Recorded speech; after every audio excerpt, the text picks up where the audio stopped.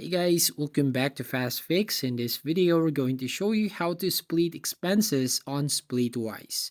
So make sure to watch the video till the end to follow all the simple steps. So first, open your Splitwise app as you can see on your screen.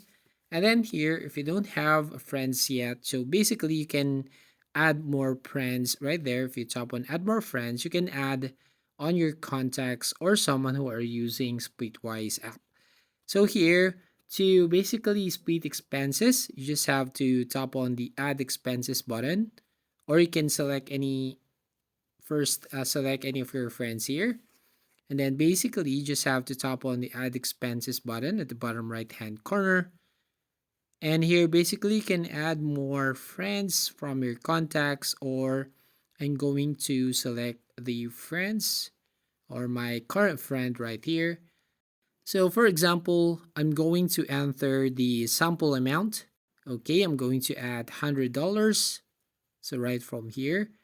And then if you're going to tap on this paid by you and split equally button, so basically it will show you some options here. As you can see, so how was this expense split? So first you paid and split equally, then she owes you $50, or you're owed the full payment, then she owes you $100, or she paid split equally, or you owe $50 and she owed the full amount and you owe $100.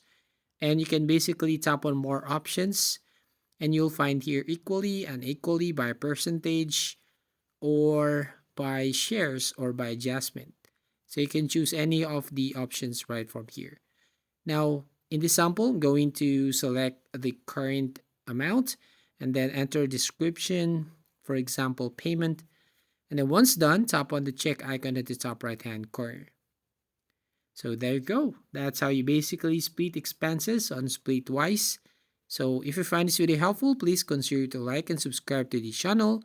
Don't forget to hit the notification bell to notify you on the next video.